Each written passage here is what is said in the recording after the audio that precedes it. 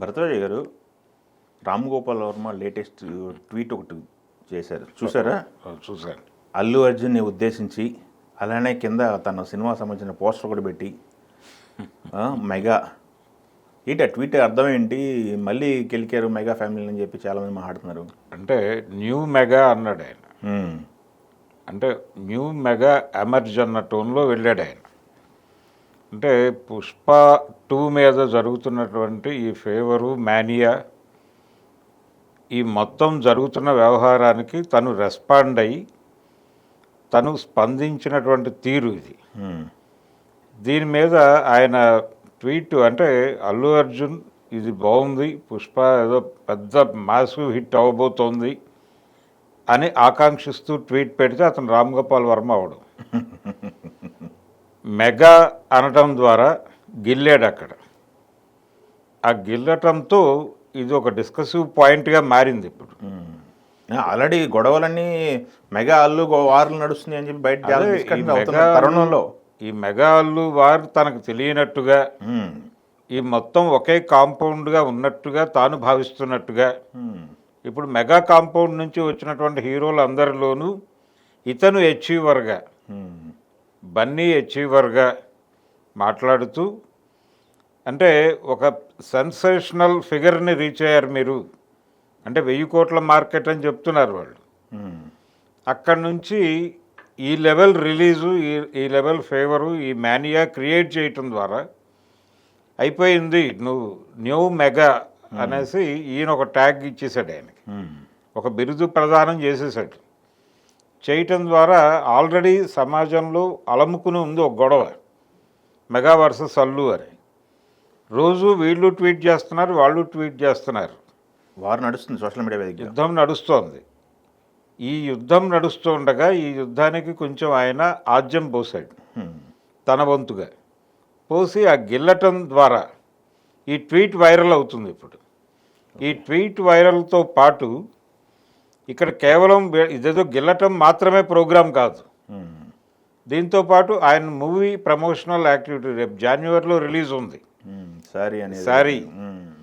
ఈ శారీ విడుదల కార్యక్రమం కూడా ఆయన ప్రమోట్ చేసేసాడు దీనిలో, ప్రమోషన్కి వాడుకున్నాడు. ప్రమోషన్కి అంటే ఈ నడుస్తున్నటువంటి గొడవని, అంటే ఇదేవి కూడా నాకు తెలియదు, వీళ్ళందరూ ఒకటే అని అనుకుంటున్నాను అంటాడు రేపు పొద్దున ఆయన మళ్ళీ.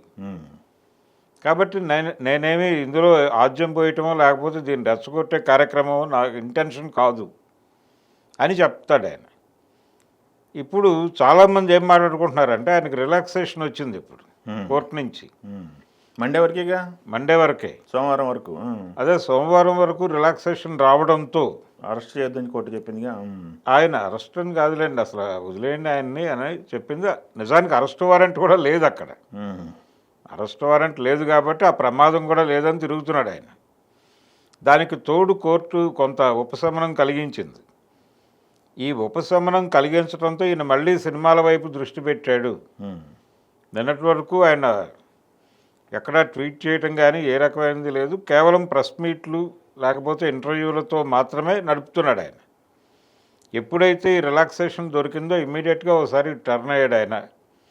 కరెక్ట్గా పుష్ప ప్రీ రిలీజ్ ఈవెంట్ టైంలోనే, అంటే హైదరాబాద్ ఈవెంట్ సమయంలోనే ఈయనకి రిలాక్సేషన్ రావటం, ఈయన ఇటువైపు దృష్టి పెట్టడం, ఇలా గిల్లటం, ఇద్దరిని గిల్లాడు ఆయన.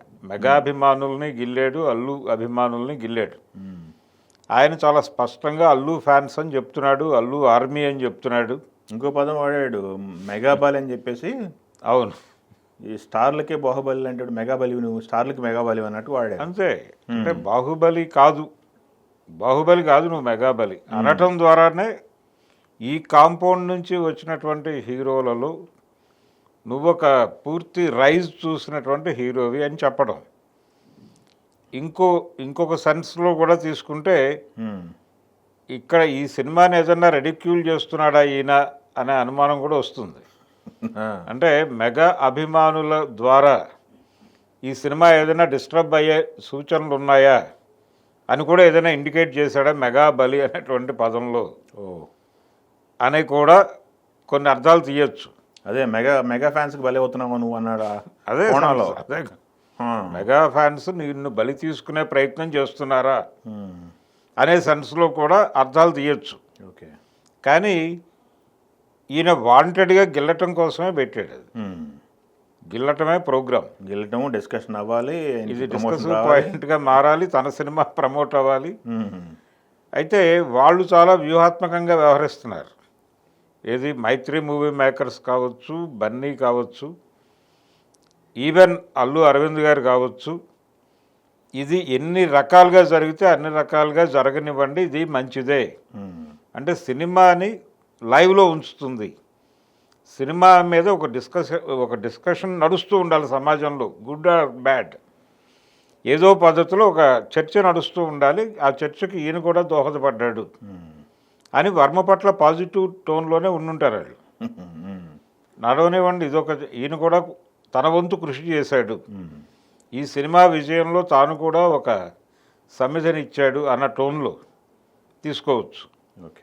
అందుకని వర్మ ట్వీట్ ద్వారా మళ్ళీ ఒకసారి నిన్న pre release event, Hyderabad event ద్వారా లైవ్లోకి వచ్చింది. ఈరోజు వర్మ గారు తిరిగి దాన్ని లైవ్లో ఉంచి డిస్కసివ్ పాయింట్గా మార్చే ప్రయత్నం చేశాడు. ఇది రేపటి వరకు నడుస్తుంది. ఎల్లుండి ఎలాగూ రేపు రాత్రికే ప్రజలు చూసేస్తారు సినిమా. మొదటి టాక్ ఎలా వస్తుంది అనే టెన్షన్ ఉంది ఇప్పుడు. ఓకే. మొదటి మాట ఎలా ఉంటుంది, సినిమా చూసి బయటకు వచ్చిన ప్రేక్షకుడి గొంతు ఎలా రైజ్ అవ్వబోతుంది అనేది చూస్తున్నారు. ఓకే. అది మనకి రేపు మ్యాక్సిమం రేపు 11 క్లారిటీ వచ్చేస్తుంది.